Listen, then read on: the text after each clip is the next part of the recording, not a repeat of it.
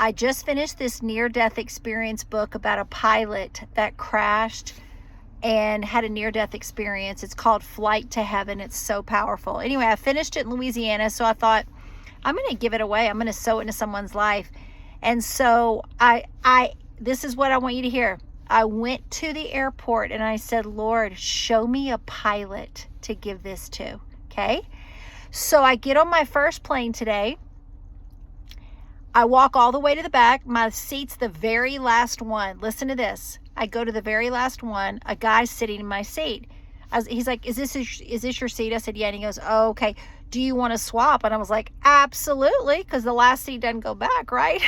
I said, where are you? He goes, number 10. I walk to number 10. Y'all, a pilot in his outfit is sitting in the seat next to me. Okay. He must have been flying like standby somewhere. But he's got headphones on. He's watching a movie. He didn't even say hello. He's like, clearly, don't talk to me. But I was like, oh my gosh, a pilot is sitting next to me. And I got on this plane saying, God, I want to give this to a pilot. So the flight was like an hour and a half. I said, I'm going to close my eyes for 20 minutes and I'll give it to him when we start to land. When I opened my eyes, he's gone. There's a lady sitting next to me, a completely different lady. I'm like, what happened to the man sitting next to me? And she was like, oh, honey, I'm scared of dogs. And there's a dog back there. And I asked to be moved. I was like, oh my gosh. So she's sitting next to me. I had another book. I gave it to her. But anyway, so I get off the plane. I'm like, shoot, let me see that man. I never saw him again. So I'm still expecting to see a pilot. My senses are tuned in, okay? I kept thinking of the lady with the issue of the blood that said, if I can only touch the hem of his garment, I will be healed. It's this expectation of faith. I was expecting to connect somehow to a pilot. So I'm looking for a pilot I had like 2 hours and I see a couple, but I was just kind of like, Lord, is that him? Is that him? And I'm like, okay, I saw this one guy and I'm like, all right, if I see him again, he's the one, I'm going to give it to him. Well, I never saw him again. So then I get on the second plane to come to Denver. And I'm like, I just made this declaration when I got on the plane. I said, I am giving this book to a pilot because it was written by a pilot. And if I don't find one, I'm just going to stop and hand it to the pilot that drove this plane on the way out. Like, I'm giving this to a pilot.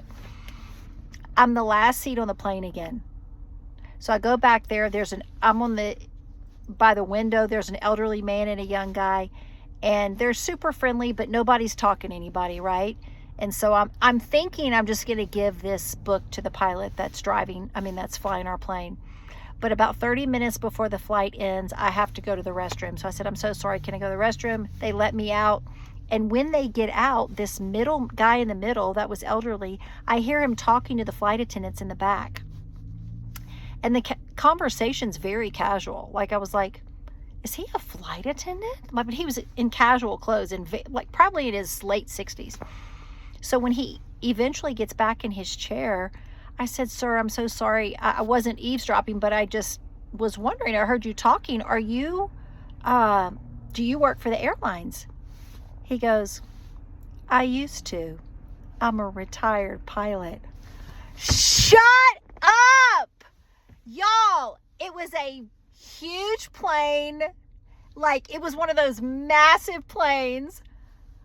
I have a retired pilot sitting next to me. I looked at him. I said, you have got to be kidding me. He goes, no. I said, you're the man.